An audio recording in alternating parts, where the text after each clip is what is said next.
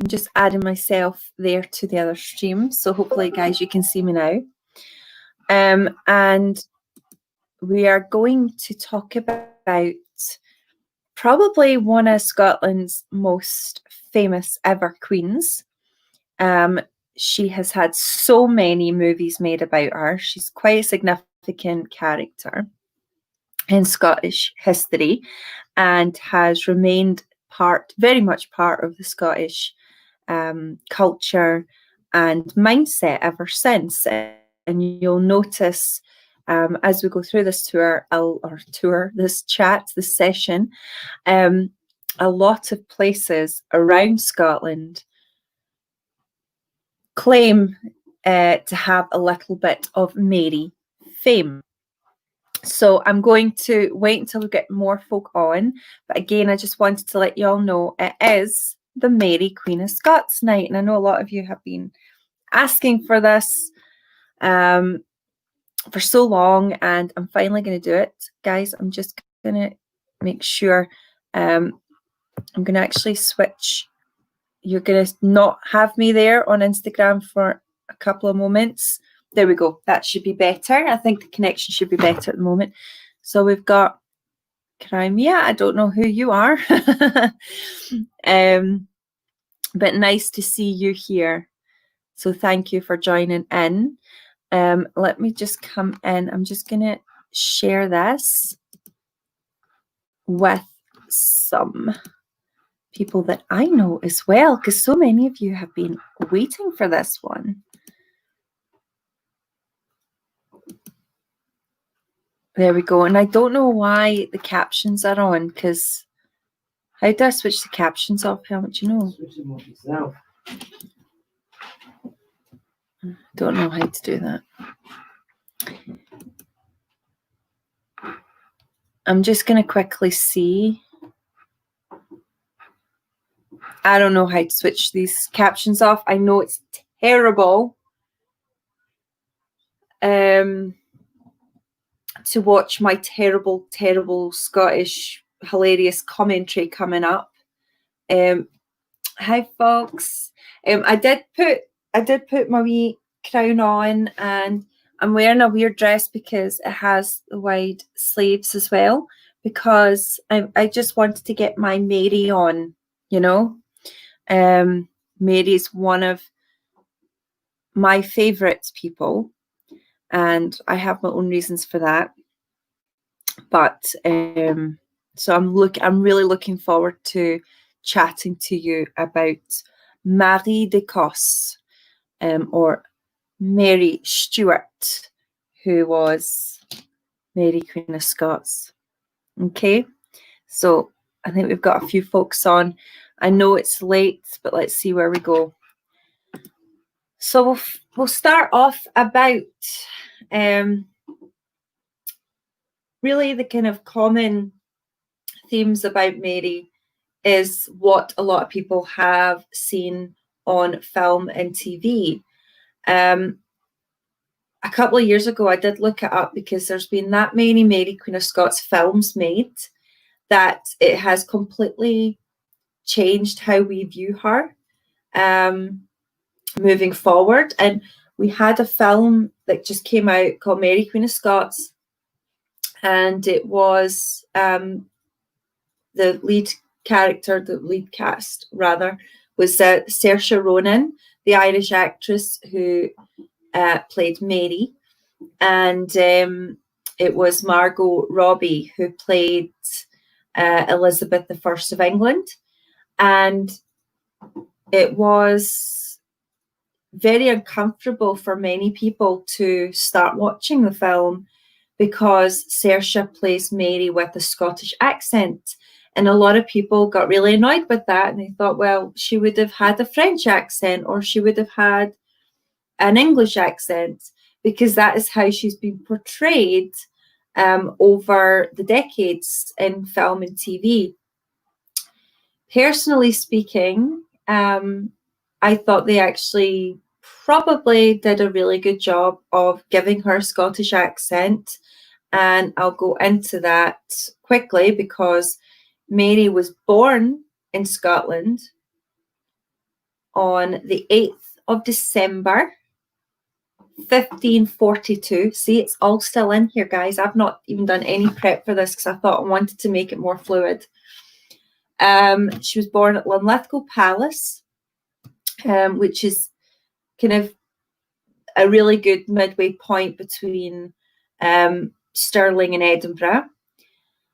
Her father was James V of Scotland, and her mother was Marie de Guise, very, very, very powerful French noblewoman who was her James V's second wife. His first wife was Madeleine de Valois, and sadly she passed away. She wasn't even a year in Scotland when she died, and she died probably of tuberculosis because of the climate when she came to Edinburgh.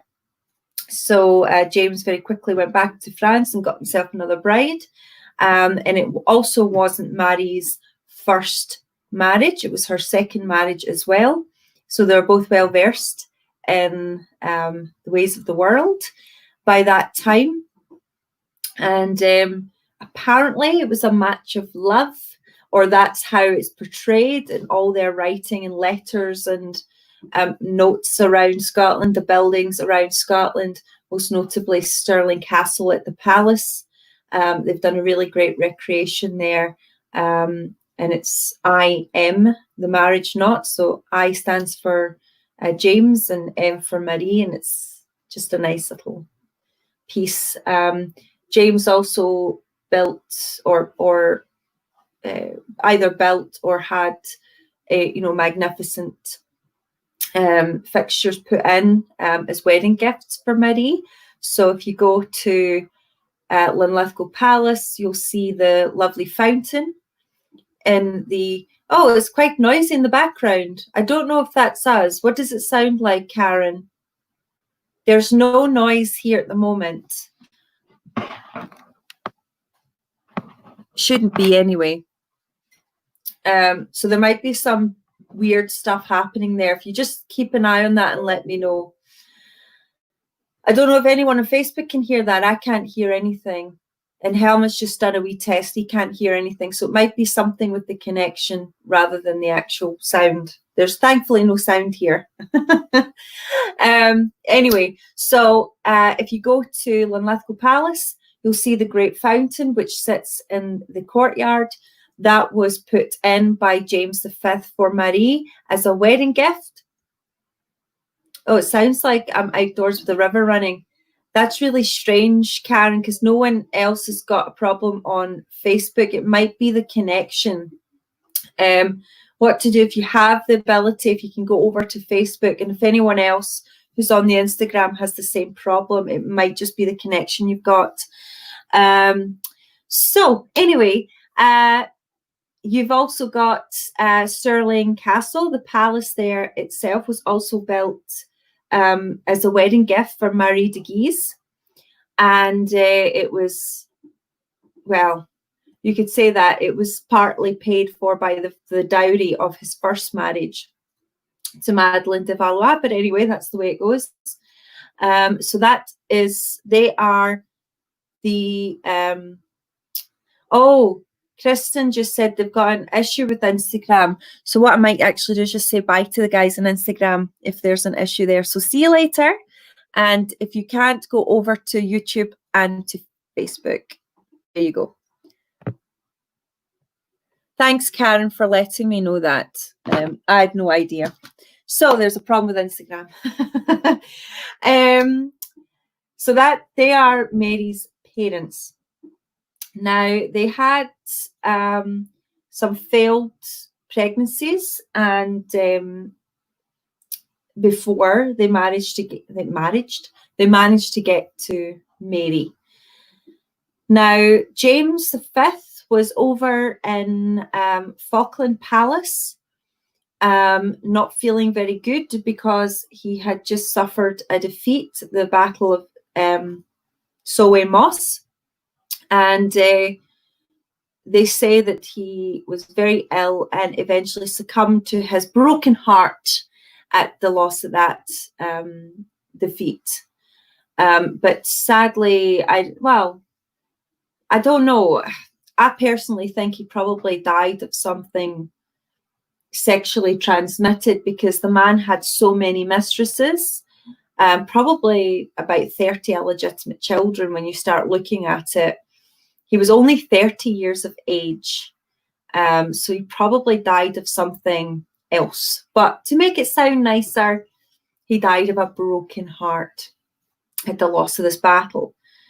This happened when Mary was only 6 days old.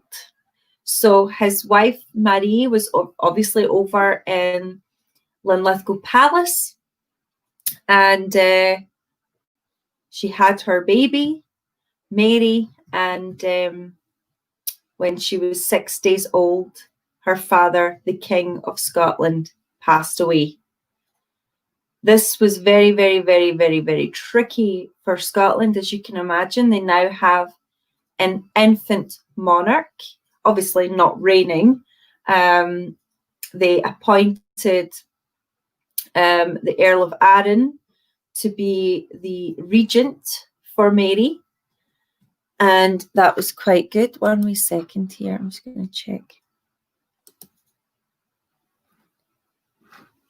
Oh, thanks, Lenny. It's unfortunately I'm using another piece of software and I don't know how to switch it off, but I'll try next time. Just the captions are on and we don't know how to. It's not you. You're not making the captions. Oh, I'm not making the captions. You have to right click on the settings on the video. Oh, you have to right click on your settings. If you're getting hilarious captions right now, you need to right click. So there you go. Technical support from Helen over here. If you still have any issues, let me know. The HD thing, it should come up with a little button and then it should say captions. You can switch your captions off yourself. Hi, Gary and Ellie. So I'll continue anyway. So where was I? Yes, so the regent Arran, now he's quite a dangerous person because he's technically next in line to the throne, and it's very easy for an infant to die in the 16th century. So that was a big worry. So Mary spent some time, she was obviously then sent to Stirling Castle because Stirling Castle is an amazing fortress, and her mother favoured Stirling actually because it wasn't as smelly and dirty as Edinburgh. Obviously Edinburgh has the nickname Old Reekie because it was just absolutely minging. So she favoured Stirling Castle, and it's a really magnificent fortress sitting on top of an extinct volcano, and it has the luxuries of this wonderful new palace. So it was a good place for the young Mary to be held. Now this is really, really important because there was the Treaty of Greenwich, which is basically an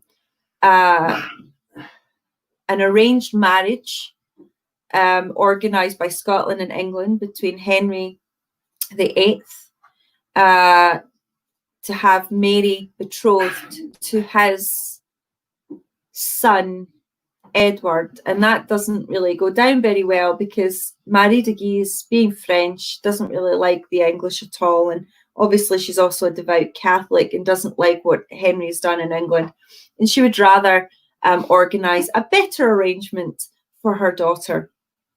And they organise Mary to be betrothed to the Dauphin of France eventually. Obviously, he's not born yet, but eventually that's the plan. But Henry's outraged that they're pulling out of this marriage, so he initiates something in Scotland called the rough wooing, which I think is hilarious because he tries to win over Scotland and this marriage arrangement by invading Scotland and sacking a lot of castles. So there's a lot of turmoil happening at this time, and Mary is passed around and moved around the country quite a lot for her own protection. But she does stay a lot at Stirling for the obvious reasons. She also spends some time at the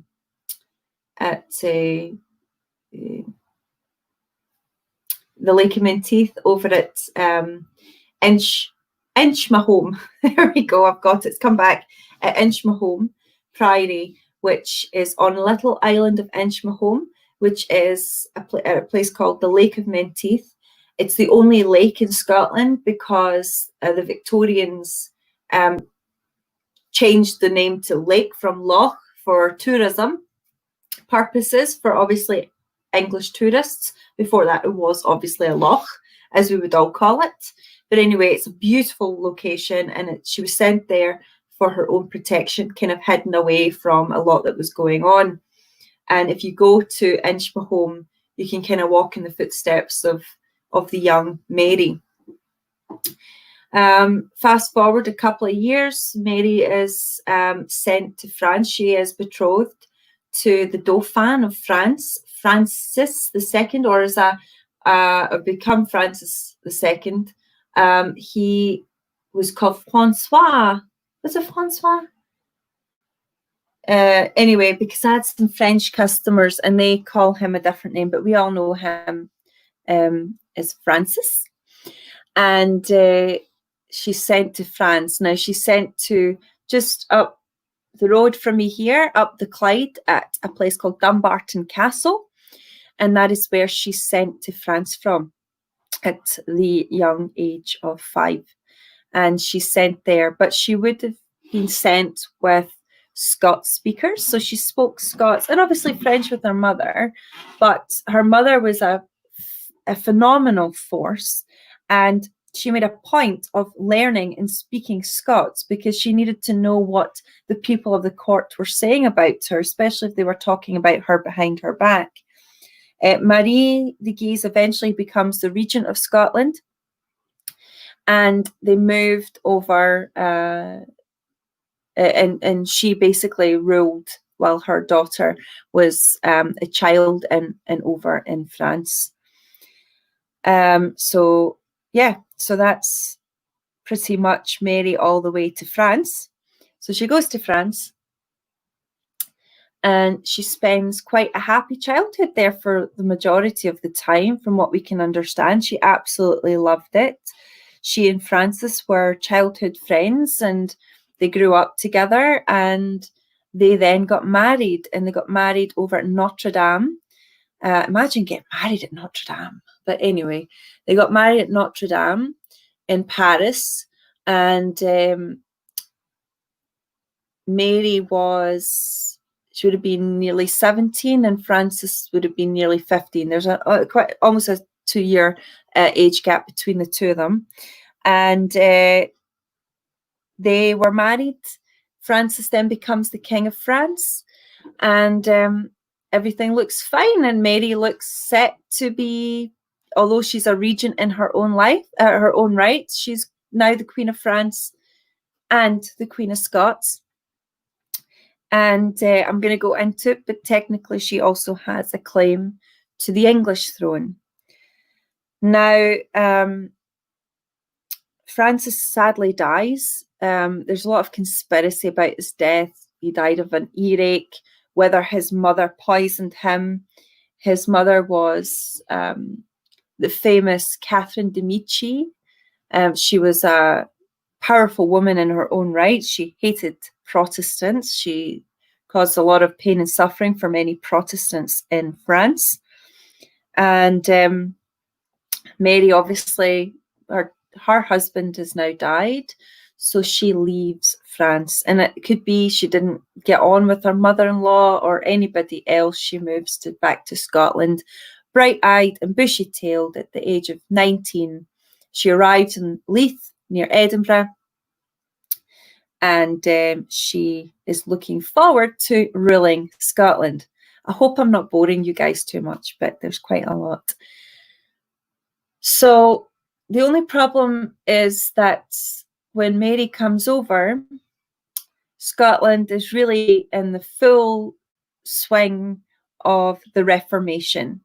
Now, the Reformation in Scotland is different from the Reformation in England in the sense that the people of Scotland reformed. It wasn't the monarch. It wasn't a divorce from the Catholic Church in starting your own church, which is pretty much almost identical. It was about going to see Calvinistic. It was looking at the Bible, looking at different ways of reading into that, and equalizing society. So what does that mean? Well, you've got people like John Knox, one of the biggest figureheads of the Scottish Reformation. And it was about giving the people the power to take part in their faith. And before this, you have a lot of the Catholic faith, they would have Latin Mass. The poor would just kind of stand there, not really knowing what's happening. There was a hierarchy within the church, which a lot of people did not agree with. And they decided that this was going to need to change. So it was a fairly, I can't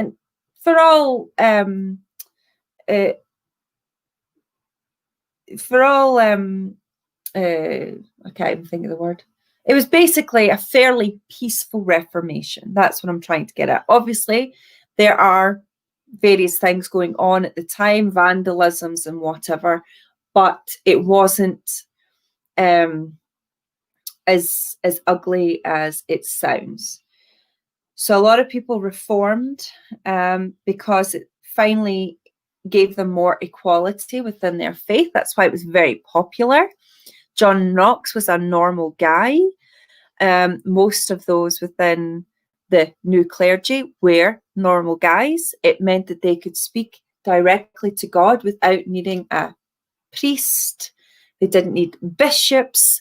They could do that themselves. And that was very important to them. It was, however, a little dour at the same time. It was, as any religion reforms, they kind of dismiss the old to bring in the new, and the old was fanciness. Women in particular didn't have a good time with the Reformation because women were to be seen really and not heard, and they weren't supposed to do themselves up and flaunt themselves around. That was what the Catholics did. So it was really important for the Reformation that they also, in a way, helped to suppress women, although they were equalizing society. So it's really this weird place. It's kind of like anything, like you're not just an object. So they were saying to women, you're not just an object, you're a person, but you're also there to bear children. So it's really kind of almost schizophrenic outlook. But that was the way it was. So John Knox obviously didn't like thank you, for all intents and purposes. I was trying to think of that. It was like on the tip of my tongue. The thing that that John Knox really didn't like was having a female Catholic monarch. He didn't like women and he didn't like Catholics. Now, there's a lot to do with John Knox, and it's probably going to need another completely different session. John Knox suffered a lot for his own beliefs as well. A lot of people, might be jumping on the bandwagon with him, but he suffered a lot for his own beliefs. And you can see that if you go to St Andrew's Castle, they've got a really great display.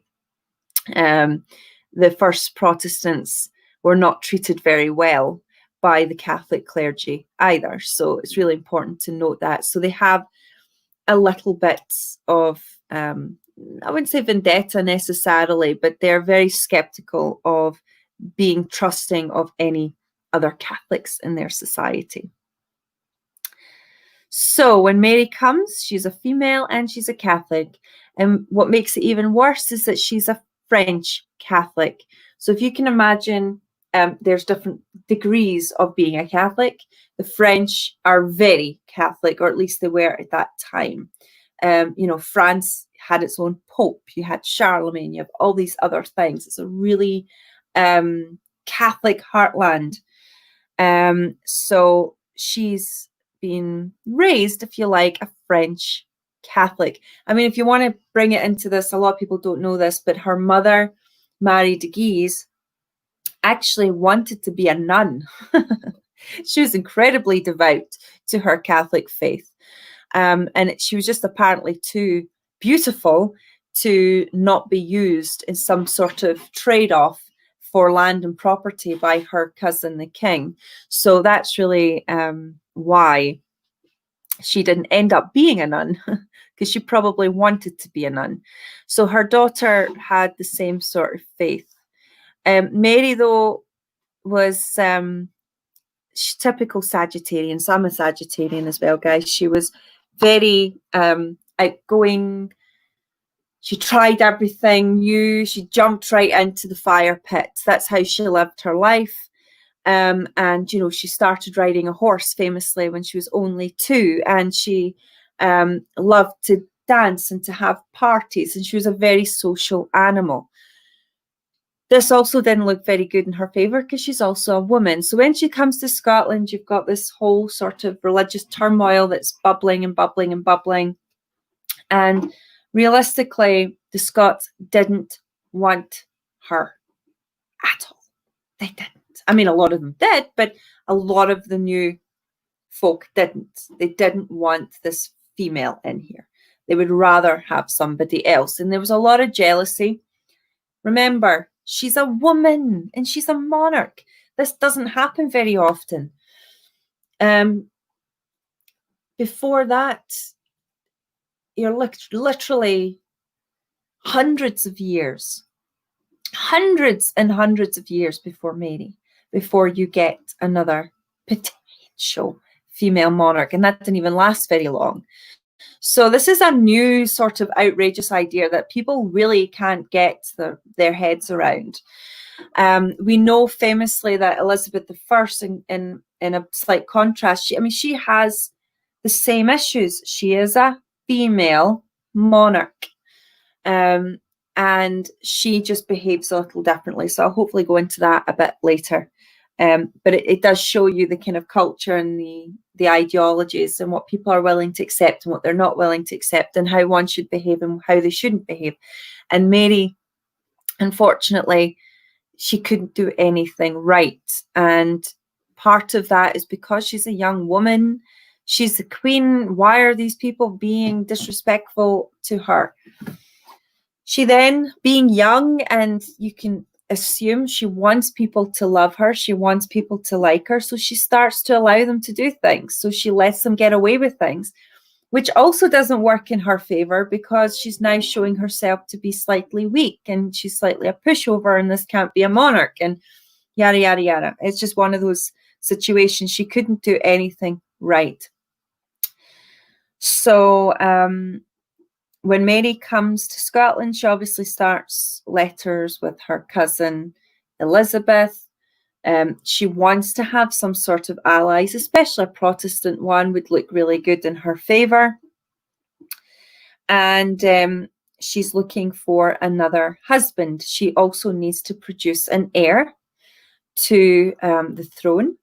And that's incredibly important to any monarch, whether you're male or female, because it's your legacy. You're ensuring that's your duty, really, I suppose. And she's looking for another husband, and she kind of falls for Lord Darnley, who's not the nicest chap. He's probably not right for her anyway, in the sense that it is, well, very, very, very plausible that he was homosexual. Not that there's a problem with that, but just that, you know, he wasn't exactly the right love match for Mary in the first place. His mother in particular is also very ambitious.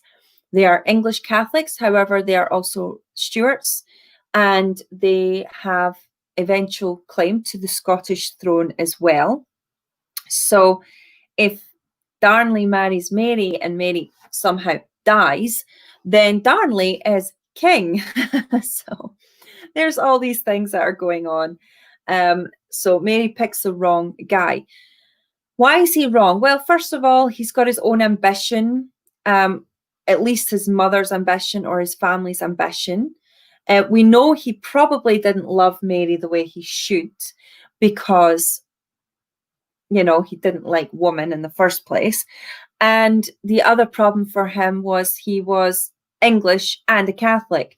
So the fact that Mary was a Catholic was already a problem in Scotland, but the fact that she marries another Catholic to try and get more Catholic allies, I don't know, doesn't really look very good in her favour to her people, to her subjects. And the other issue was that he was English. So Scotland has always been slightly more sceptical of English people, especially English people who are quite bold and arrogant, of which he was famously. So it didn't really do her any favors. And very quickly, she realized her mistake in marrying him. We don't know too much. The film goes into quite a lot. We will never know for sure. But we do know that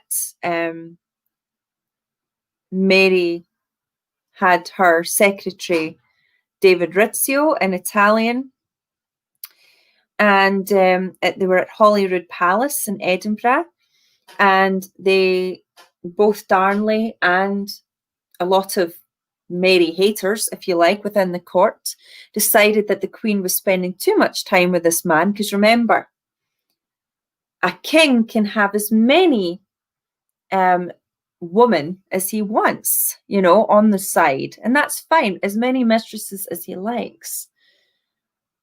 But a female monarch cannot do the same thing. So Mary was not in the same position as, say, her father was with his many mistresses. So they decided, they conspired against her and Rizzio. And whilst Mary was heavily pregnant, they pulled Rizzio from her chamber. They were just chatting, having fun. I don't know what they were doing. They certainly weren't together in any extramarital activities. But they grabbed a hold of Rizzio, led by Darnley, and they went to stab him. And I always forget, they stabbed him. Rizzio stabbed like 47 times, I think it was. Just give me a wee second. I just want to. Sorry, 57. I said 47. It's 57 times he was stabbed. And they actually had to drag him from Mary's skirts. He was dragging, pleading for his life. And there was nothing Mary could do. She was then pretty much put under house arrest up at Edinburgh Castle, where she had her son, James. And if you go to Edinburgh Castle, you'll see that there is a very small little room of the palace apartments. And that's where she famously had James VI of Scotland. Now, that wasn't the end for Mary, because now she has produced a male heir. So that's all fantastic. Everybody's quite happy about that. But that puts Mary in a rather precarious situation, because now Darnley wants to potentially become regent of his son if Mary somehow just disappears. And so Mary started to find herself in a very difficult position. And I'll never know for sure, but Darnley ends up being blown up. So you go, okay, he was blown up. It was an accident with his male lover naked and outside in the garden. That would have been all right. They could have got away with it, but they had found that he had been asphyxiated, you know, strangled afterwards. So I don't know, forensics of the 16th century, guys. I don't know in what way did they ascertain that that had happened. Whether somebody went and put marks on Darnley's neck or whatever, who knows? for absolute sure, but there was a verdict that Darnley had in fact been murdered. And Mary was, so there was a lot of suspicions about Mary, because she then goes off for her third husband. Now I'm going to whiz through here because there's a lot of chat about her third husband and whether he forced himself upon her and therefore she was obliged to marry him, you know, because back then women weren't raped. No. I mean, they were raped, but it's their fault that they're raped and they still have to take responsibility for being raped. So a lot of people believe that he raped her, and that is why she decided to marry him. And his name was James Hepburn, the fourth Earl of Bothwell. And he is actually the main suspect of the death of Darnley. And Mary happened to marry him. So this did not do her any favors. So this creates a lot of problems for Mary, and there's a lot of little battles that take place in Scotland, and her forces are defeated. Mary's taken to Castle Leven in Loch Leven in the Fife area of Scotland, and she's held there. She's then forced to abdicate her throne, and her son James becomes King of Scotland, and her bastard brother James, funny enough, also they weren't very inventive with names, becomes the regent. Mary's then, she decides to flee down south to see her cousin Elizabeth, to ask for her help or look after her, whatever you want to say. Just live with her in England in peace, because she's had enough of ruling. She's had problems in France, and now she's got problems in Scotland. Now she's in England, and she really, I believe, and this is my own belief, that she just wanted to be left alone and have a nice life. That was it. I don't believe she would have wanted to go back to Scotland necessarily, especially to take the throne off of her son. I don't think it would have done her any, it wouldn't have done her any favors whatsoever, because her son would have been king on her death anyway. So that's just my thoughts. You guys can debate me on that and argue with me on that, but that's my thought. Now, why is Mary going to England dangerous? Now, this comes into Mary's grandfather, James IV of Scotland, and his marriage to Margaret Tudor, who was Henry VIII's sister. Now, this is where we see the Tudor line and the Stuart line come together like that. This is a problem for England, because England, Henry VIII divorced the Catholic Church because he wanted to divorce his first wife, Catherine of Aragon, so that he could marry his second wife, Anne Boleyn. So he does that. He changes his whole religion. He creates his own church. He becomes the head of that church. It's wonderful. But this is really a problem for England, because when Henry dies, his son dies, then his daughter takes the throne. His daughter was from his first marriage. She's a Catholic, and she's known as Bloody Mary. So she actually instigates a lot of deaths for Protestants. She locks her sister up in a tower, in the Tower of London. Her sister is obviously Elizabeth I, who would become Elizabeth I of England. And then she also dies without any children. And they ask Elizabeth to be the new Queen of England. Now, why is this an issue, you might ask? There's a couple of reasons. Elizabeth is the daughter of Henry's second wife, Anne Boleyn. That's already a problem, because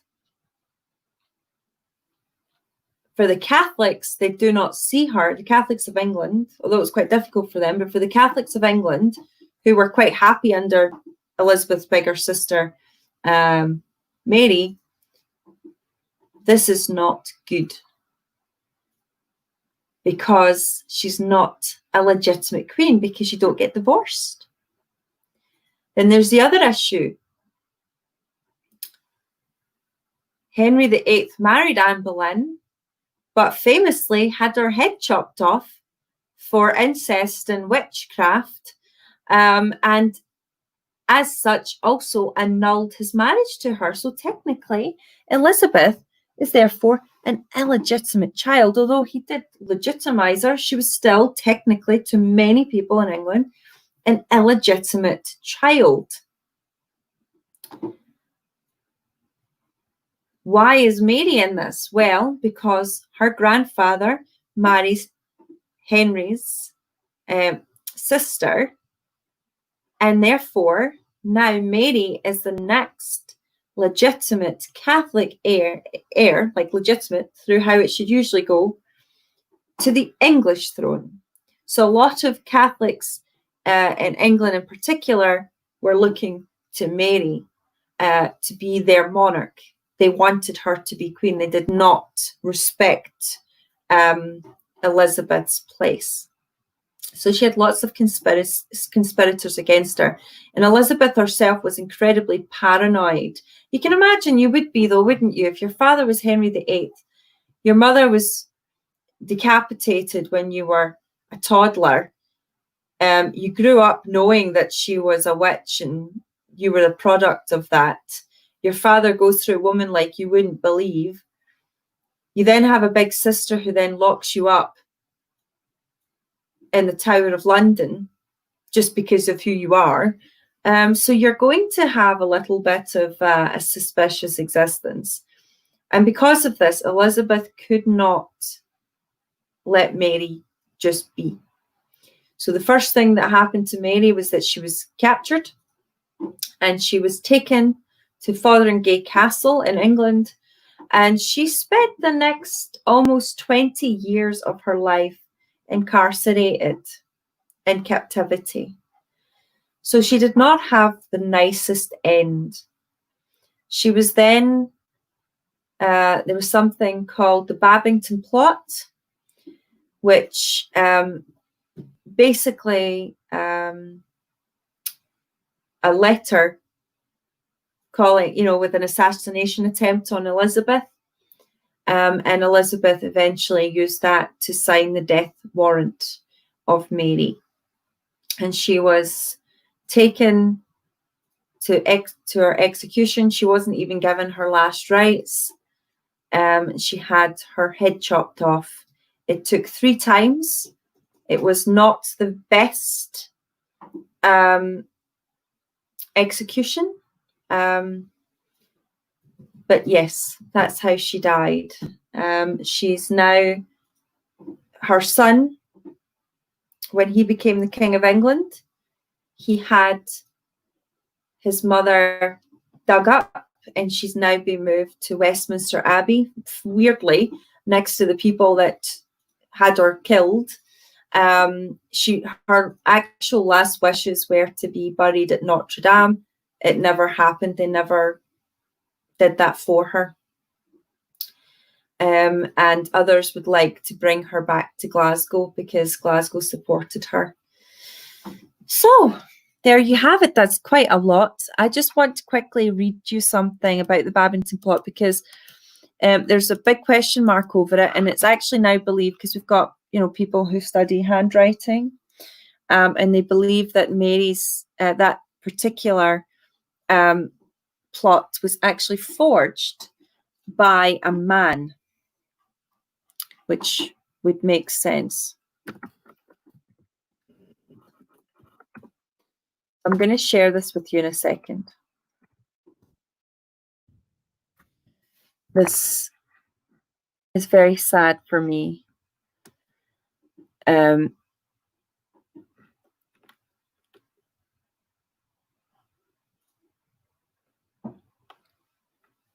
So I'm going to share this. It's written in French because obviously she's writing to her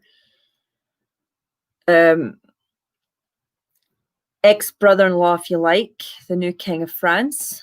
And it's her last ever letter. So I'm just going to share this with you and hopefully it works.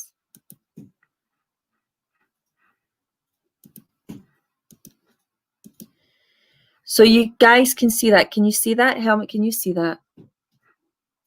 I'm going to have to check. Sorry, I can't. It takes me off the page altogether.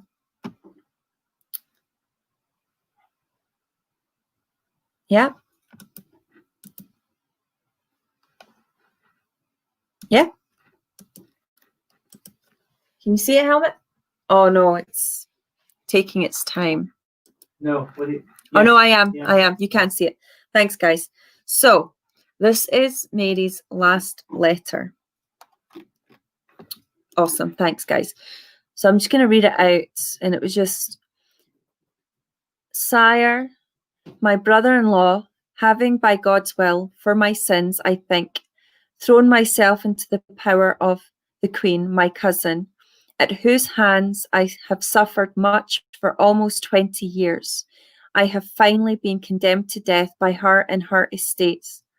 I have asked for my papers, which they have taken away, in order that I might make my will, but I have been unable to recover anything of use to me, or even get leave either to make my will freely or to have my body conveyed after my death, as I would wish to your kingdom where I had the honour to be queen, your sister and old ally.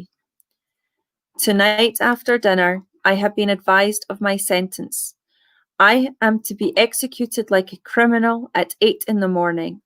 I have not had the time to give you a full account of everything that has happened, but if you will listen to my doctor and my unfortunate servants, you will learn the truth and how thanks be to God, I scorn death and vow that I meet it innocent of any crime, even if I were their subject.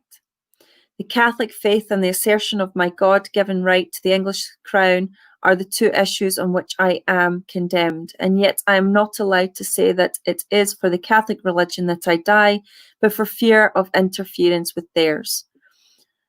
The proof of this is that they have taken away my chaplain, and although he is in the building, I have not been able to get permission for him to come and hear my confession and give me the last sacrament, while they have been most insistent that I receive the consolation and instruction of their minister brought here for that purpose. The bearer of this letter and his companions, most of them your subjects, will testify to my conduct at my last hour. It remains for me to beg your most Christian Majesty, my brother-in-law and old ally, who have always protested your love for me, to give proof of your goodness on all these points. Firstly, by charity and paying my unfortunate servants the wages due to them. This is a burden on my conscience that only you can relieve.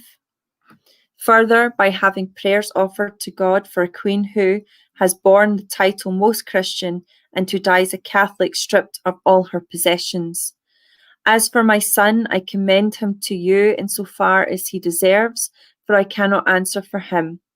I have taken the liberty of sending you 2 precious stones, talismans against illness, trusting that you will enjoy good health and a long and happy life. Accept them from your loving sister-in-law, who, as she dies, bears witness of her warm feelings for you. Again, I commend my servants to you. Give instructions, if it please you, that for my soul's take part of what you owe me should be paid, and that for the sake of Jesus Christ, to whom I shall pray for you tomorrow as I die, I be left enough to found a memorial mass and give the customary alms.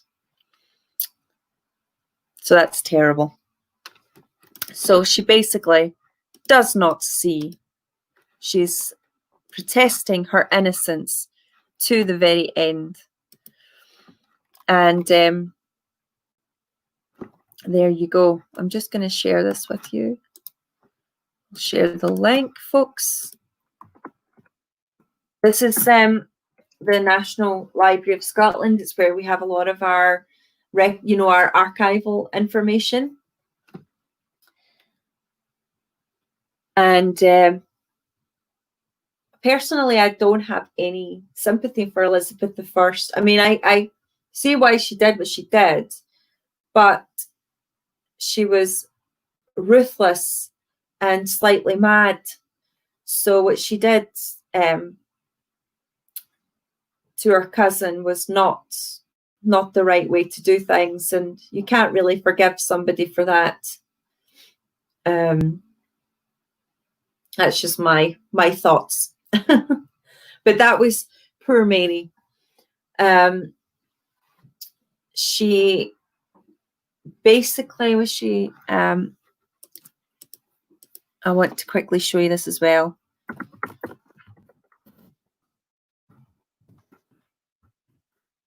So let me just see if I can see this. There's a film about it, but I don't want to show you that.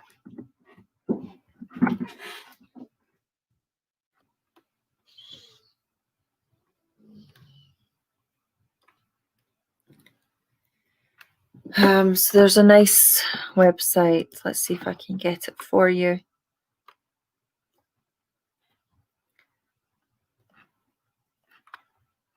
I'm just going to quickly make sure I read this right. So I'm going to go through this with you folks, and let's see if it's correct or not correct. Amanda, we have no idea who forged the letter, only that they believe it was a man, because it looks male. So here we go. I'm just going to share this with you now. So weird enough, she also died on the 8th, not quite December, but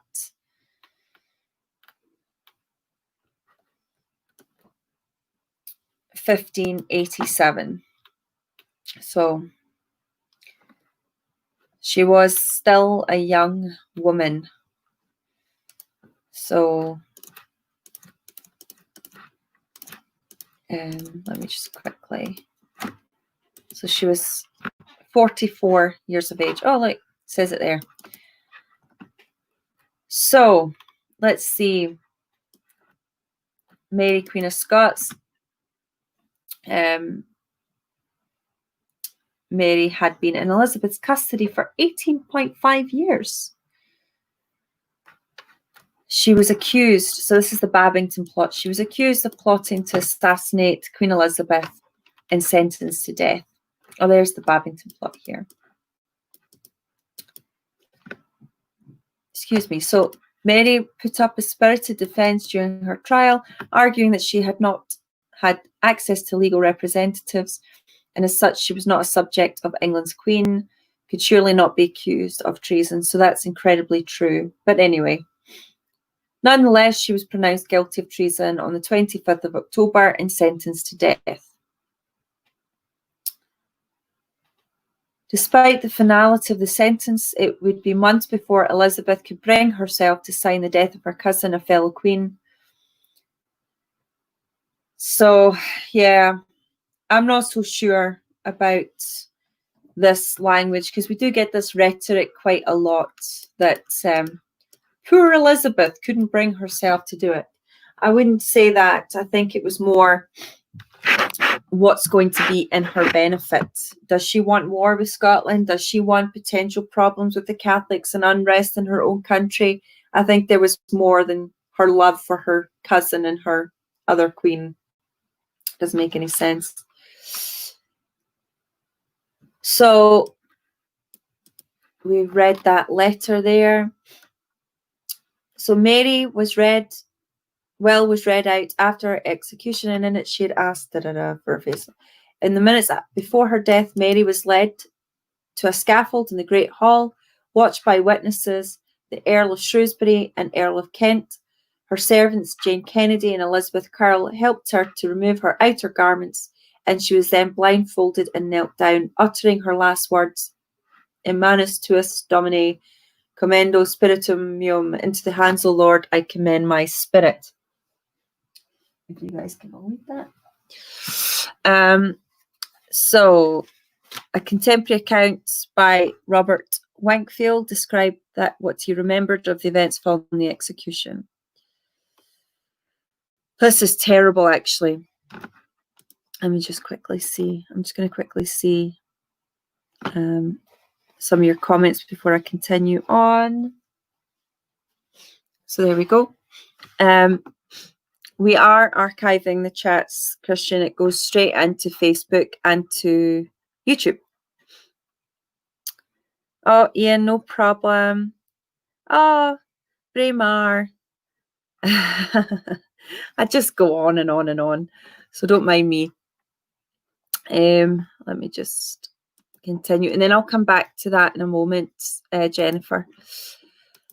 So then one of the executioners, let me just see, then Mr. Dean said with a loud voice, "So perish all the Queen's enemies." And afterwards the Earl of Kent came to the dead body, and standing over it with a loud voice said, "Such end of all the Queen's and the Gospel's enemies." Then one of the executioners, pulling off her garters, espied her little dog, which was kept under her cloths, which could not be begotten forth by force, yet afterward would not depart from the dead corpse, but came and lay between her head and her shoulders, which being imbrued with her blood was carried away and washed. As all things elsewhere that had any blood was either burned or washed clean, and the executioner sent away with money for their fees, not having any one thing that belonged unto her. And so every man being commanded out of the hall, except the sheriff and his men, she was carried by them up into a great chamber, lying ready for the surgeons to embalm her. After Mary's body was embalmed, it was taken to Peterborough Cathedral, but was exhumed on the orders of her son James VI and was reburied in the Henry VII Chapel at Westminster Abbey. So this is kind of what I was mentioning already. So that's it. If you go to Falkland Palace, actually, you'll see the death mask of Mary up on the wall. But there you go. She's had a very sad life. So I'm going to stop that and come back to you guys and see. Let me just quickly see what you guys are saying. Dinner time, got to run. Why, oh, why did she go to Elizabeth? Her fates may have... Well, I think she could have gone to France, I suppose. But really, could she? How would she get there? Would it be the same? Would she be a threat? What would she do? Who would look after her? Who would keep her? I think that's the real issue here. I think everything is the way it is. It's like you're damned if you do, you're damned if you don't. And I think that's really I don't think her fate would have played out any different, personally speaking. Is there a series or film? Hold on a wee second. Is there a series or film that is most accurate in your opinion about Mary Queen of Scots?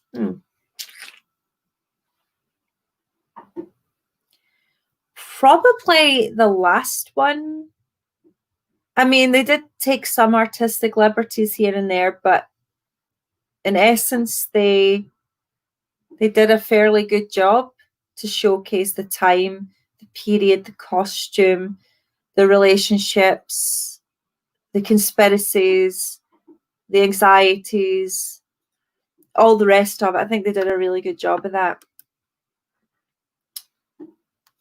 And yes, Helen, I've been in the wee room that James was born as well at Edinburgh Castle. So if you go there, you can go see where he was born. So has anyone got any other questions? Because I've been going on quite a bit. See if I've missed any other questions.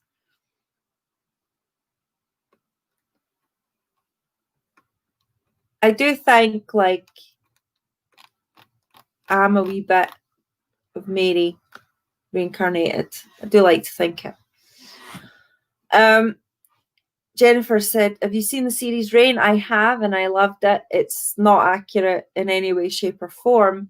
But the reason why I like Rain is because I think that if Mary had seen Rain at the same time in her life as it was trying to show, I think she would have enjoyed it, because she was a fashionable young woman. I think they did a really good job with the costumes to make them more modern, so they weren't all so fussy. I think she would have been really happy with it.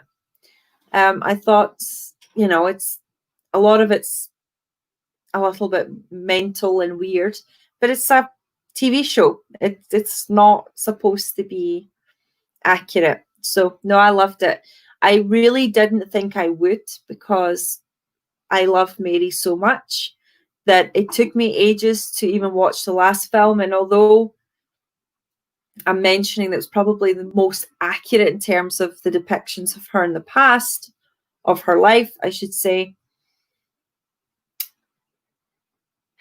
I did find it a little bit dull and boring. So they missed out things, and they kind of focused on weird things. And I think they could have done a little bit more to show how dramatic her life was. I mean, it was really awful. And I think Rain actually does a good job of showing something that I think Mary, if she was watching down on this right now, would actually enjoy, personally speaking. But there you go.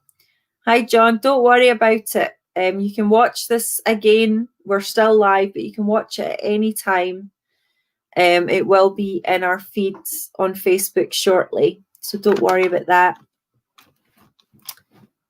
And let's see. I just need to see, did I post that? I did post that comment. So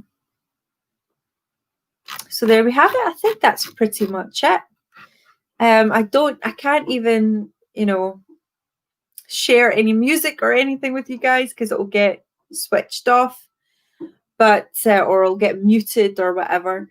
So I just wanted to say thank you for coming into my chat tonight. I love Mary. I hope it wasn't too boring, because I could go on and on. I've kind of tried to condense as much as I could in my head, going by step in her life. There's a lot that I've missed out. I could probably do a lecture for hours and hours on her life, and where she came from and what was going on politically and everything in Scotland. But I didn't want to bore you too much, so I've kind of condensed it to what it is. But if you have any questions at all, let me know. You can also see I posted the link.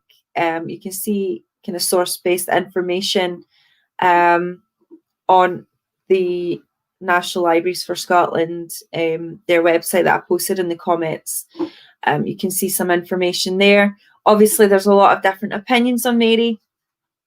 She is a controversial character a lot of the time. Everybody has their own opinion on her, if they love her or hate her. And actually, what did I do? I forgot. My mother's going to actually kill me. So I'm just going to move you guys back just a second. And bear with me, because I forgot.